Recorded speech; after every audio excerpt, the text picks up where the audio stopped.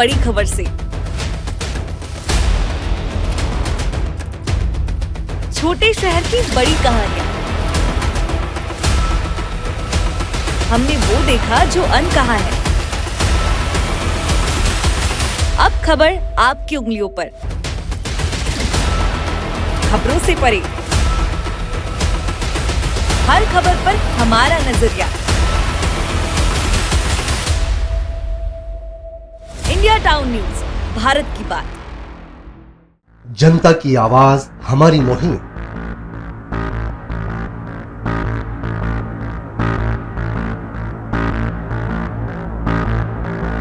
Digital युग की नई आवाज।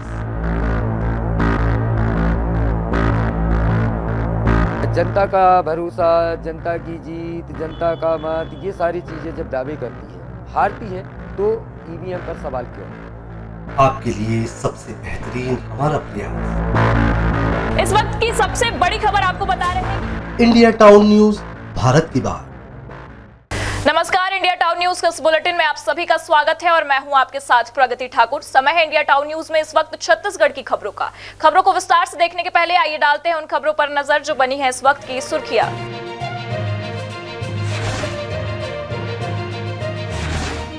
ट्रेन की फर्श पर राष्ट्रीय प्रतिभाएं कर रही सफर, जिम्मेदार नहीं करा पाए कंफर्म टिकट। दिल्ली से पेंड्रा वापस आते हुए जिम्नास्टिक खिलाड़ियों का वीडियो आया सामने।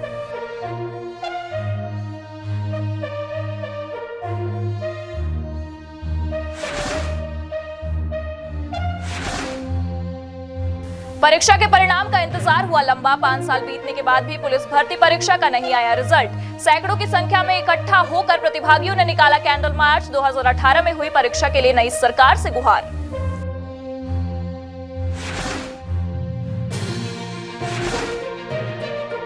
स्कूल का कमरा बनाने समाज सेवी आए आगे। नाड़ी वैद्य के नाम से मशहूर वीरेंद्र देशमुख की पहल। कक्षा निर्माण का किया भूमि पूजन, खुद उठाएंगे पूरा खर्च।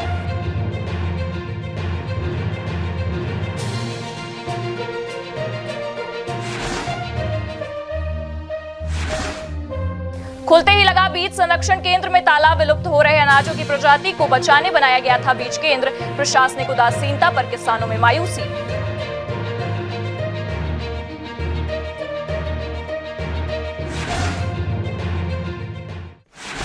और अब खबरें विस्तार से। जीपीएम जिले के खिलाड़ी गए तो थे जिले का नाम रोशन करने के लिए। उन्हें क्या पता था कि उनकी इस प्रतिभा का विभाग को कोई खास महत्व ही नहीं।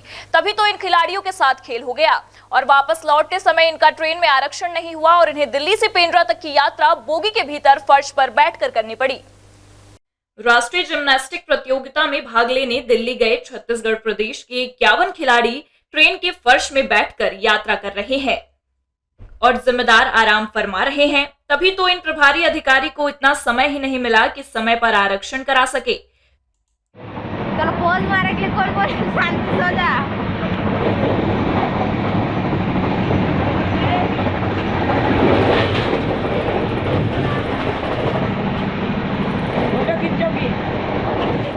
वीडियो में साफ देखा जा सकता है कि स्कूली खिलाड़ी दिल्ली से छत्तीसगढ़ तक का सफर बोगी में नीचे दरवाजे के पास बैठकर कर रहे हैं।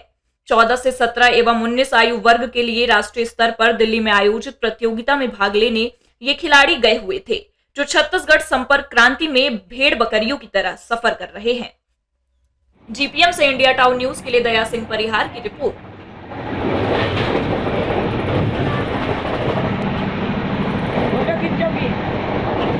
प्रदेश में भाजपा की सरकार बम्पर जीत के साथ बनी। अब पार्टी की नजर है लोकसभा चुनाव में।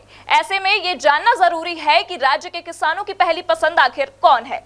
छत्तीसगढ़ राज्य में विधानसभा चुनाव अब खत्म हो चुका है। वहीं छत्तीसगढ़ में पूर्व कांग्रेस की सरकार द्वारा गरीबों के आवास नहीं बनाने और आवास की राशि नहीं मिलने से नाराज ग्रामीण और किसानों ने छत्तीसगढ़ में विधानसभा चुनाव में पूरे छत्तीसगढ़ को चौंका दिया। छत्तीसगढ़ में अब भाजपा की सरकार बनने के बाद 2 महीने में लोकसभा चुनाव होने हैं, जिसके बाद सभी राजनीतिक पार्टियां लोकसभा चुनाव की तैयारियों में लग चुके हैं। लेकिन देखने में आ रहा है कि ग्रामीण और किसान मोदी की गारंटी की काफी सराहना कर रहे हैं। ग्रामीण किसान ये कहते नहीं थक रहे हैं कि जो प्रधानमंत्री नरेंद्र मोदी ने कहा वह किया। प्रदेश के किसानों से पूछा गया कि आप लोकसभा चुनाव में प्रधानमंत्री के रूप में किसे देखना चाहते हैं, तो किसान ने मीडिया के सवालों पर जवाब देते हुए कहा कि हम प्रधानमंत्री नरेंद्र मोदी को ही फिर प्रधानमंत्री के रूप में देखना चाहते हैं। प्रधानमंत्री ने गरीबों के लिए आवास, उज्ज्वला योजना, महतारी वंदन योजना, फ्री राशन जैसे अनेकों योजनाओं की शुरुआत की है, जिस कारण पुनः देश के प्रधानमंत्री के रूप में नरेंद्र मोदी को पसंद करते हैं। 2024 में लोकसभा का चुनाव होना है। वर्ष 2024 में आप किसे प्रधानमंत्री के रूप में देखना चाहते हैं? माननीय नरेंद्र मोदी जी को।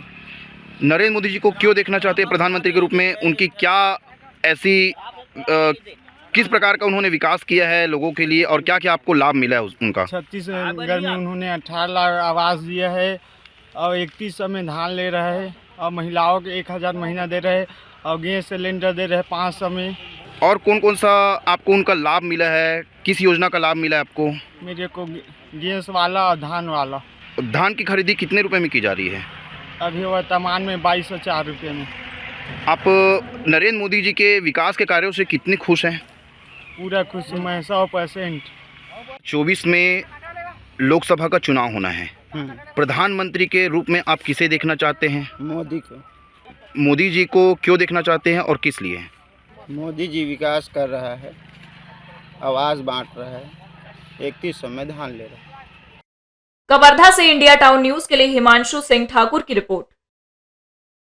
जांजगीर चांपा जिले के वेलविशर फाउंडेशन द्वारा रक्तदान का आयोजन किया गया। इस शिविर में 50 से अधिक युवाओं ने रक्तदान किया। रक्तदान करने वालों को आयोजन समिति द्वारा हेलमेट देकर प्रोत्साहित किया गया। रक्तदान मानवता के लिए किया गया सबसे बड़ा दान माना जाता है। जरूरतमंद मरीजों को नई जिंदगी देने के लिए वैसे तो कई रक्तदान कैंप का आयोजन किए जाते हैं, लेकिन जांजगीर के वेलविशर फाउंडेशन द्वारा रक्तदान करने वालों को अपनी जिंदगी की सुरक्षा के लिए हेलमेट देकर प्रोत्साहित किया गया। इस शिविर में कई बार ब्लड डोनेट करने वाले भी शामिल थे। पहली बार भी कई युवाओं ने ब्लड डोनेट किया और आयोजन समिति के सदस्यों द्वारा रोड हादसे से बचने के लिए ब्लड डोनेटर की हेलमेट दिए जाने की खुशी का इजहार किया।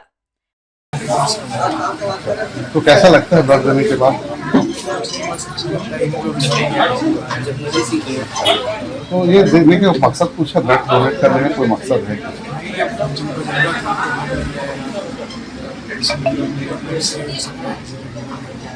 मेरा फर्स्ट टाइम है ब्लड डोनेट। आगे भी मैं करती हूँ। इस बार कुछ खास उपहार भी मिला है ब्लड डोनेट। क्या उसको लेकर क्या आप साथ में चलेंगे घर बाइक?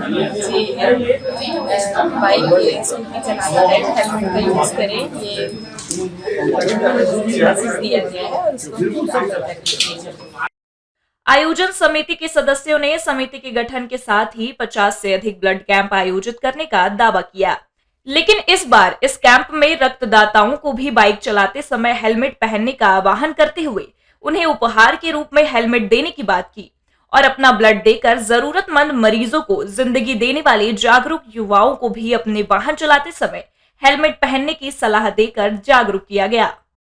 हम तो कैंप ऐसे बहुत दिन से कर रहे हैं। 2016 से हमारी संस्था की स्थापना हुई है वेलविशर फाउंडेशन करके, और हम लोग इसको किसी भी गरीब करते हैं जो ब्लड के नाम से किसी की मृत्यु मत हो, इसलिए भारत सरकार की योजनाओं से नागरिकों को जागरूक करने एवं शासन की योजनाओं से लाभान्वित करने के उद्देश्य से विकसित भारत संकल्प यात्रा की मोबाइल वैन छुरिया विकासखंड के ग्राम महाराजपुर और रामपुर पहुंची। भारत संकल्प यात्रा कार्यक्रम के प्रारंभ में मोबाइल वैन का स्वागत समिति द्वारा किया गया। जिला पंचायत अध्यक्ष श्रीमती गीता घासी साहू ने इस अवसर पर आयोजित कार्यक्रम को संबोधित करते हुए कहा कि हमारा संकल्प विकसित भारत यात्रा अभियान का उद्देश्य हर ग्राम पंचायत में पहुंचकर केंद्र शासन की योजनाओं से पात्र हितग्राहियों को लाभान्वित करना है। विकसित भारत संकल्प यात्रा का मुख्य उद्देश्य है कि पूरे जन जन तक भारत सरकार की जितनी भी लाभदायक योजना है, जन कल्याणकारी योजना है, उसको पूरे जनता तक पहुंचाया जाए ताकि कोई वंचित ना रहे। आप यहाँ देखेंगे कि शिविर के माध्यम से हर एक विभाग यहाँ उपस्थित है। किसी भी प्रकार की कोई अगर समस्या है तो तुरंत निराकरण भी किया जाएगा। और जैसे छोटी छोटी योजनाएं जो कृषि से रिलेटेड है, जैसे कई ऐसी माताएं बहनें हैं जिनको अभी तक आयुष्मान कार्ड नहीं मिल पाए हैं, उनके लिए है। बहुत सारी ऐसी योजनाएं हैं जो आज तक से लोगों के पास नहीं पहुंच पाई है, वो अब पहुंचेगी, क्योंकि प्रशासन ने भी ठाना है और भारत सरकार ने भी ठाना है कि हर लोगों को सुख और सुविधा से भरने जा रहे हैं। इस अवसर पर अतिथियों एवं ग्रामीणों ने विभिन्न विभागों द्वारा योजनाओं की जानकारी देने के लिए लगाए गए स्टॉल का अवलोकन किया। कृषि अधिकारी के मार्गदर्शन में खेतों में ड्रोन से नैनो यूरिया के छिड़काव का प्रदर्शन किया गया एवं जानकारी प्रदान की गई। आज विकसित भारत का शुभारंभ महाराजपुर से हो रही है और निश्चित ही हमारे भारत सरकार की मंशा है कि ये हर वर्ग के लोगों को लाभ पहुंचाएगी। जन्म से लेकर मृत्यु तक की योजनाएं भारत सरकार जी ने जो लाई है उससे कोई भी वर्ग के महिला हो चाहे पुरुष हो बच्चे हो कोई भी वंचित ना रहे, इस उद्देश्य को लेकर यह विकसित भारत अभियान चलाया जा रहा है। इसमें भारत सरकार की योजनाओं का अधिक से अधिक प्रचार प्रसार किया जा रहा है और ये बताया जा रहा है कि भारत सरकार की योजनाओं से किन किन को लाभ मिला है और जो वंचित रह गए भारत सरकार और राज्य सरकार उनको भी लाभान्वित करने के लिए, जैसे कि प्रधानमंत्री ग्रामीण आवास योजना, उज्ज्वला योजना एवं योजना को स्वास्थ्य विभाग के आयुष्मान कार्ड अधिक से अधिक बनाए जा रहे हैं इस स्थान पे ही और अधिक से अधिक लोगों को लाभ पहुँचाया जा रहा है। अवसर पर जिला पंचायत अध्यक्ष श्रीमती गीता घासी साहू, जनपद अध्यक्ष श्रीमती किरण रविंद्र वैष्णव, जिला भाजपा महामंत्री रविंद्र वैष्णव, अध्यक्ष भाजपा मंडल छुरिया अजय पटेल, मुख्य कार्यपालन अधिकारी ओझा एवं अन्य अधिकारी व बड़ी संख्या में ग्रामीण जन उपस्थित थे। छुरिया से इंडिया टाउन न्यूज के लिए ताहिर खान की रिपोर्ट। छत्तीसगढ़ मंत्रिमंडल गठन के बाद मंत्री दयालदास बघेल का प्रथम बेमेतरा आगमन हुआ, जहां बेमेतरा जिला भारतीय जनता पार्टी किसान नेता योगेश तिवारी के नेतृत्व में खूब आतिशबाजी के साथ लड्डू से तौलकर मंत्री बघेल का भव्य स्वागत किया गया। इस दौरान हजारों की संख्या में भाजपा पदाधिकारी एवं कार्यकर्ता मौजूद रहे। मंत्री बनने के बाद पहली बार बेमेतरा पहुंचे दयालदास बघेल का भव्य स्वागत किया गया। वहीं मीडिया से बात करते हुए बघेल ने मंत्री बनने पर शीर्ष नेतृत्व और प्रदेश के मुख्यमंत्री विष्णुदेव साय का आभार भी प्रकट किया। साथ ही कहा कि हमारी पहली प्राथमिकता मोदी की गारंटी है। वहीं 25 तारीख को 2 साल का बोनस किसानों को दिया जाएगा। साथ ही घोषणा के अनुसार 21 क्विंटल धान प्रति एकड़ 3100 रुपए के भाव से किसानों से धान खरीदी जा रही है। बघेल ने कहा कि लोकसभा चुनाव में हम पूर्ण बहुमत से एक साथ एक बार फिर छत्तीसगढ़ के 11 लोकसभा सीट भाजपा की झोली में डालेंगे। बेमेतरा से इंडिया टाउन न्यूज के लिए भूपेंद्र साहू की रिपोर्ट। भिलाई शहर के बड़े चौराहे डेंजर जोन बन गए हैं, जहां हादसों का खतरा हमेशा बना रहता है। भारी वाहनों की आवाजाही के बाद भी इन चौराहों पर सुरक्षा के इंतजाम नहीं है। गौर करने वाली बात यह है कि पिछले 4 वर्षों में 931 लोगों की मौत हो गई। वर्ष 2022 में सबसे अधिक 301 मामले दर्ज किए गए हैं। भिलाई शहर के सुपेला चौक, नेहरू नगर सहित अन्य रोड पर छिटपुट हादसे हो रहे हैं। इसके बाद भी जाम और ट्रैफिक के दबाव को कम करने का प्रयास नहीं किया जा रहा है। यहां भारी वाहनों की आवाजाही दिन भर होती है। पुलिस विभाग के आंकड़ों की अगर गौर करें तो वर्ष 2019 से 2022 तक पिछले 4 वर्षों में पूरे दुर्ग जिले में 3742 सड़क दुर्घटना हुई है, जिसमें कुल 3546 लोग घायल हुए हैं, जबकि इन दुर्घटनाओं में 931 लोगों की अकाल मौत हो गई। इन सड़क दुर्घटनाओं व मौत को रोकने ट्रैफिक पुलिस कई पहल कर रही है, ताकि जिले के सड़कों पर सड़क दुर्घटनाओं में कमी आने के साथ साथ लोगों की अकाल मौत पर ब्रेक लग सके। लेकिन शहर के 20 चौक चौराहे ब्लैक स्पॉट बन चुके हैं।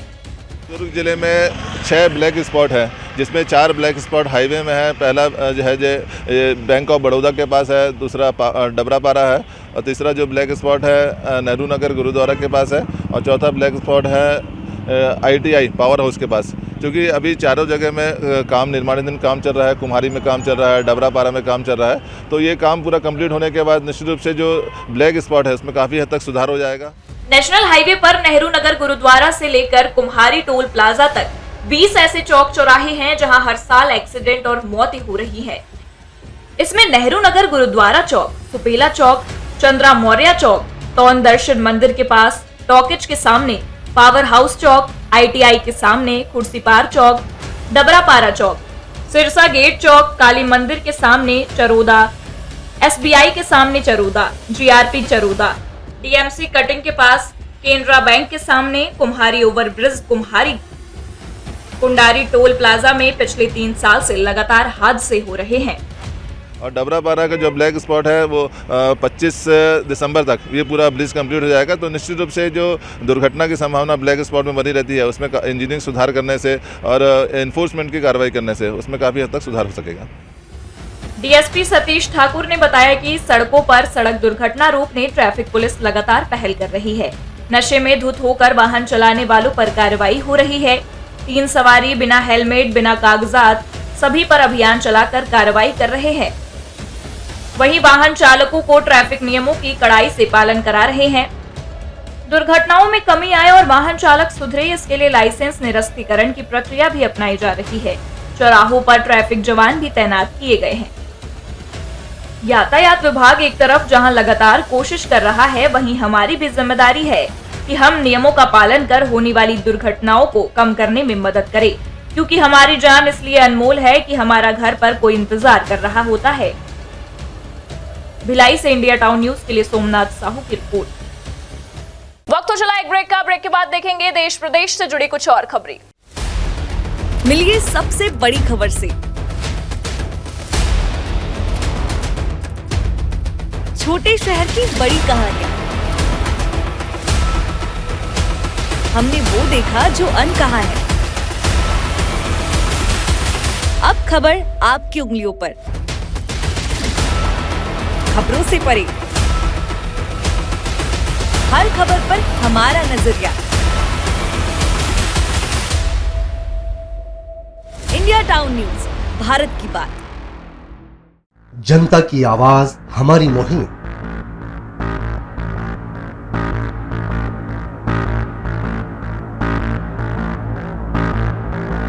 डिजिटल युग की नई आवाज।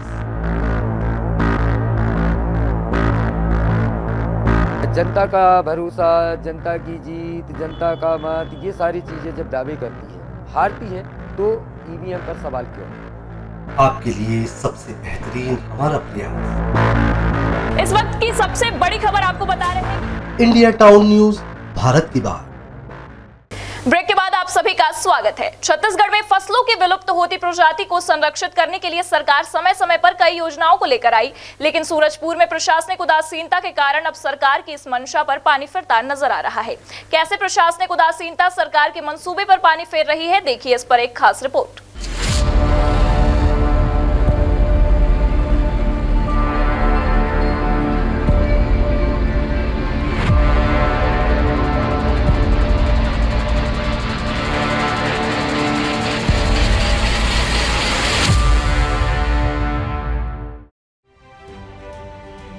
प्रदेश सरकार परंपरागत खेती को बढ़ावा देने के लिए कई योजनाएं चला रही है, लेकिन सूरजपुर जिला प्रशासन की लापरवाही की वजह से जिले के किसानों को इसका लाभ नहीं मिल पा रहा है।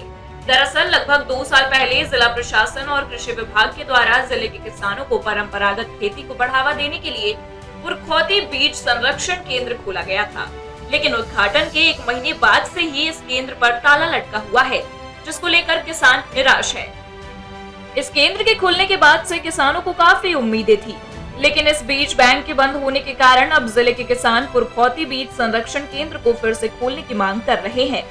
पहले एक बार बनाया गया था जिसमें किसान हम लोग को बहुत फायदा भी मिला, जिसे उत्तम किस्म का धान हो गया, जैसे जीरा फूल हो गया, बिस्नी हो गया, कई प्रकार का लोकल धान था। वो तो आज देखने के लिए ही नहीं मिलता है, जो कि हम लोग को हाइब्रिड के नाम में सब मिलता है। और हाइब्रिड जो है हम लोग को खुद को खाने नहीं बनता है, हम लोग बेच देते हैं।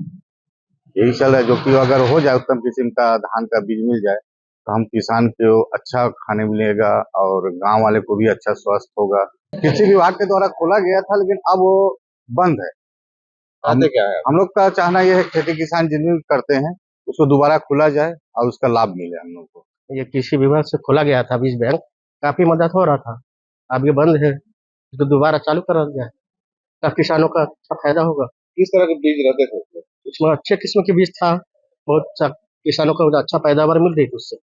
अभी वो बंद हो चुका है, उसको दोबारा चालू कर दिया जाए तो क्या फायदा मिलेगा? उसमें किसानों को भारी फायदा होगा, अच्छा बीज मिलेगा, सारा चीज मिलेगा, उन्नत किस्म के बीज भी है। वहीं कृषि विभाग के अधिकारी ये तो मान रहे हैं कि पुरखौती बीज संरक्षण से किसानों को काफी लाभ होगा, उन्हें परंपरागत खेती के लिए आसानी से बीज उपलब्ध हो जाया करेंगे, लेकिन अधिकारी फिर से केंद्र खोलने को लेकर साफ तौर पर कोई समय नहीं बता पा रहे हैं। हालांकि उनके द्वारा यह आश्वासन जरूर दिया जा रहा है कि जल्द ही फिर से पुरखौती बीज संरक्षण केंद्र शुरू कर दिया जाएगा। और बीज बैंक का मुख्य उद्देश्य है कि जो हमारी परंपरागत बीजें हैं, जो यहाँ के लोकल हैं, जो काफ़ी अच्छी बीजें हैं और साथ इसका उत्पादन और कीड़े बीमारी इसमें कम लगते हैं, जिसको लेकर किसान लगाते हैं। इन परंपरागत बीजों को संरक्षित करने का एक बीज बैंक का उद्देश्य मेन है। अब मैं इसके बारे तो नहीं बता सकता, लेकिन जो भी अब बंद पड़ा है, जो आने वाले समय पे अभी मैं इसमें कोशिश करूँगा, इसको बढ़ाने की कोशिश करूँगा।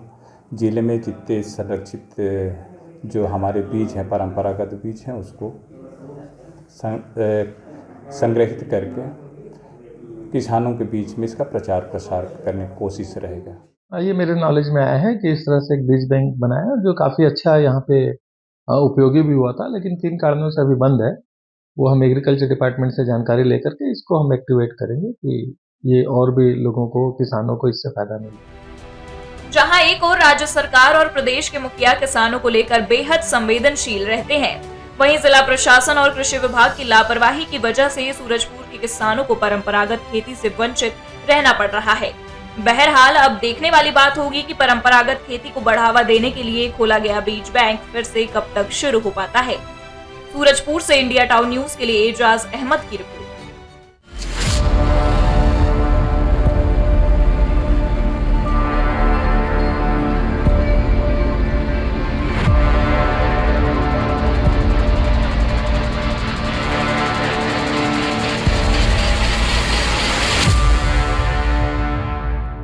छत्तीसगढ़ राज्य में जब से नई सरकार बनी है तब से प्रदेश में जगह जगह बुलडोजर की राजनीति चल रही है।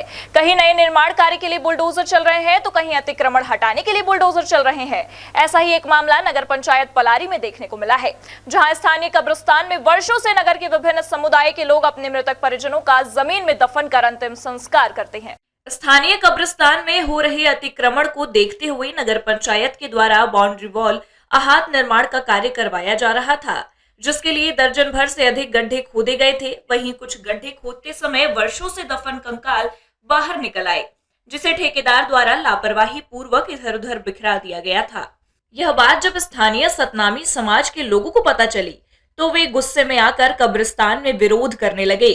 कब्रिस्तान से निर्माण कार्य के दौरान निकले कंकाल को यहाँ वहां बिखरा देने को लेकर कुछ समय के लिए यहाँ माहौल तनावपूर्ण हो गया था, जिस पर नगर पंचायत के अध्यक्ष यशवर्धन वर्मा के द्वारा अपनी सूझबूझ से लोगों को समझाइश दी गई एवं गड्ढे को खोदने को लेकर ठेकेदार की लापरवाही बताई। उनके माफी मांगने पर एवं कंकालों को पुनः सम्मान पूर्वक दफन करवाने की बात कहने पर आक्रोशित समाज के लोग शांत हुए एवं आगे निर्माण कार्य हेतु अपनी सहर्ष स्वीकृति प्रदान की। बलौदा बाजार से इंडिया टाउन न्यूज के लिए चंद्रकांत वर्मा की रिपोर्ट। नाड़ी वैद्य के रूप में ख्याति प्राप्त वीरेंद्र कुमार देशमुख ने सेवा और परोपकार का उदाहरण पेश करते हुए स्वयं के खर्चे से स्कूल में एक कमरा बनवा कर दे रहे हैं, जिसका नाम उन्होंने छत्रपति शिवाजी कक्षा रखा है और उसका भूमि पूजन भी करते हुए निर्माण कार्य की शुरुआत कर दी है। छत्तीसगढ़ में बालोद जिले के ग्राम भेड़ी सुरेगांव निवासी संत वीरेंद्र कुमार देशमुख ने सेवा भाव और परोपकार का एक अनूठा उदाहरण पेश किया है। उन्होंने अपने खर्चे से दुर्ग जिले के ग्राम नवागांव में एक स्कूल कमरा बनवाकर देने की न केवल पेशकश की है, बल्कि इसका भूमि पूजन भी उन्होंने किया। संत का कहना है कि ईश्वर ने जो दिया है उसे वह विभिन्न रूपों में लोगों को ही वापस कर रहे हैं। उन्होंने बच्चों को कई प्रेरणादायी संस्मरण सुनाए। सेवा भाव के लिए प्रसिद्ध देशमुख ने अपने सेवा कार्यों की कड़ी में एक और कड़ी जोड़ दी है। शिक्षा व स्वास्थ्य के लिए सहयोग करने की योजना के तहत वे अपने खर्चे में छत्रपति शिवाजी महाराज कक्ष का निर्माण कर रहे हैं। इसमें काम तो ऐसे मैं नहीं किया हूँ, ये तो ऊपर वाले की कृपा है और आप लोग का और लोगों का दुआ है जो उस काबिल बना हूँ। और मेरा शुरू से जब से मैं आश्रम चला रहा हूँ बाल्यावस्था से, तब से मेरा सोच रहा है कि जो सही में जो धर्म का काम है, शिक्षा का हो या तो फिर वो स्वास्थ्य को हो, उसको लेकर के मैं आगे बढ़ रहा हूँ। और मतलब जैसा भी बन पड़े लोगों की दुआ से, ऊपर वाले की कृपा से, उनके माध्यम से, ऊपर वाले की कृपा से जो करा रहे हैं वो मैं करते जा रहा हूँ। हमारे स्कूल के ये बहुत बड़ा आयोजन है और जैसा कि आपने पूछा कि दान से बच्चे क्या सीखेंगे, तो एक दान महादान के बराबर होता है।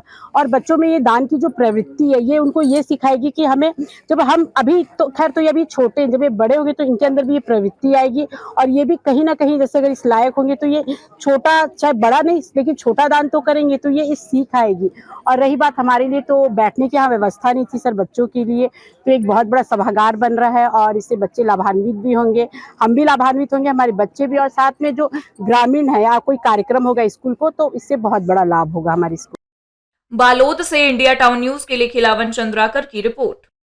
छत्तीसगढ़ में 2018 में हुई सब इंस्पेक्टर भर्ती परीक्षा का रिजल्ट जारी करने की मांग को लेकर अभ्यर्थियों ने कैंडल मार्च निकाला। सैकड़ों की संख्या में एकत्रित होकर अभ्यर्थियों ने जल्द से जल्द रिजल्ट जारी करने की मांग को लेकर सरकार से अपील की। प्रदर्शन के दौरान अभ्यर्थियों ने कहा कि सब इंस्पेक्टर संवर्ग भर्ती परीक्षा की प्रक्रिया को 5 वर्ष पूरे होने वाले हैं। इस भर्ती की सभी प्रक्रिया पूरी हो चुकी है, लेकिन अब तक रिजल्ट नहीं निकलने की वजह से अभ्यर्थियों में असमंजस की स्थिति निर्मित हो गई है। अभ्यर्थियों द्वारा लगातार रिजल्ट जारी करने की मांग की जा रही है। इसके लिए अभ्यर्थियों ने हाई कोर्ट में याचिका भी लगाई थी। इसके बाद माननीय न्यायालय ने रिजल्ट निकलवाने के लिए दिशा निर्देश जारी किया था, जिसकी प्रक्रिया 5 जनवरी 2024 तक पूरी की जानी है। गरीब घर का लड़का हूँ, रायगढ़ मेरा गांव है और मेरे मम्मी पापा मजदूरी करते हैं और मेरे को यहाँ तक पढ़ा के भेजे हैं। और मैं यहाँ पर एक लाइब्रेरी में पार्ट टाइम का जॉब करके मैं अपना पढ़ाई करके यहाँ तक पहुँचा हूँ। और इसमें भी मतलब विपक्षी लगा रहे हैं कि इसमें पैसा देके आदमी सेलेक्ट हुआ बोल के, तो जो लगा रहे हैं वो ये पता कर ले कि कौन क्या कर रहा है बोल के, और फिर वो ये आरोप लगाएंगे 25 लाख इसमें पैसा देके लोग घुसते हैं बोल के। सर हम लोग शांतिपूर्वक आंदोलन मतलब वो कर रहे हैं, अपना रिजल्ट निकलवाने के लिए सरकार तक अपनी बात पहुँचाने के लिए हम लोग शांतिपूर्वक वो कर रहे हैं।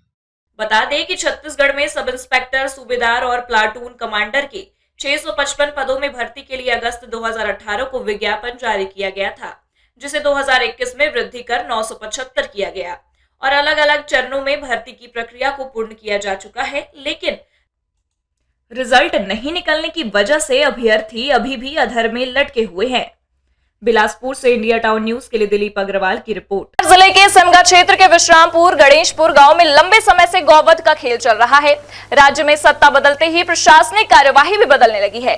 इसका ताजा उदाहरण अवैध रूप से चखना सेंटर चलाने वाले, मांस बिक्री करने वाले तथा अवैध अतिक्रमण करने वालों पर कार्यवाही के रूप में तो दिख ही रहा। साथ ही अब बलौदाबाजार जिला पुलिस ने सिमगा थाना क्षेत्र में गौवंशों की कटिंग और उसका मांस बिक्री करने वालों पर कार्यवाही की है। सिगमा थाना क्षेत्र के गणेशपुर और विश्रामपुर में गौवंशों की कटिंग कर मांस बेचने व अन्य राज्यों में तस्करी करने का बड़ा मामला सामने आया है। पुख्ता सूचना मिलने पर पुलिस अधीक्षक दीपक झा ने विशेष टीम बनाकर दबिश दी, जहां से बड़ी मात्रा में गौवंश के मांस के टुकड़े, मांस काटने के औजार सहित गाय को भी पकड़ा गया। वहीं 2 आरोपियों को गिरफ्तार किया गया है तथा अन्य फरार आरोपी की तलाश पुलिस कर रही है। ये सिमगा थाना क्षेत्र में 2 गांव हैं, विश्रामपुर और गणेशपुर। यहाँ के संबंध में काफी समय से शिकायत मिल रही थी कि वहाँ पे गौवंश की कटिंग की जा रही है। पहले भी हम लोगों ने वहाँ पे कार्रवाई की है और आरोपियों के खिलाफ अलग धाराओं में कार्रवाई की है। इस बार पुनः हम लोगों ने आज सुबह से एक टीम बना करके थाना सिमगा की टीम और साथ में पुलिस लाइन के भी स्टाफ गए थे वहाँ पे और कार्रवाई की है, जिसमें काफी मात्रा में वहाँ पे कटिंग किए हुए गौवंश मिले हैं। अभी हम लोगों ने लगभग 30 किलो जब्त किया है और साथ में 2 आरोपियों गिरफ्तार किया है। घटना की जानकारी देते हुए पुलिस अधीक्षक दीपक झा ने बताया कि सिमगा थाना क्षेत्र के गणेशपुर व विश्रामपुर में गौवंशों की कटिंग व मांस बिक्री की जानकारी मिलने पर सिमगा थाना पुलिस व पुलिस लाइन से अलग टीम बनाकर दबिश दी गई।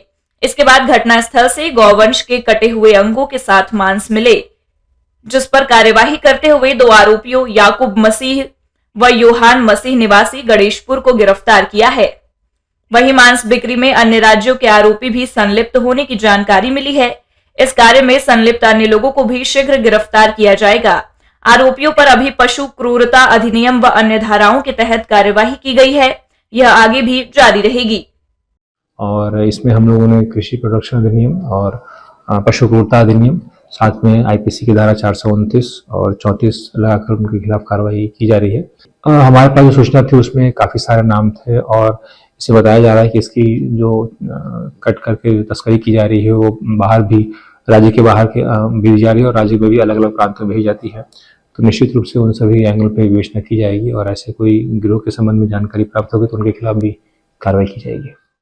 बलौदाबाजार से इंडिया टाउन न्यूज के लिए चंद्रकांत वर्मा की रिपोर्ट। खबर प्रदेश के स्टे उड़ीसा बॉर्डर से है, जहां जंगली हाथियों ने जमकर उत्पात मचाया है।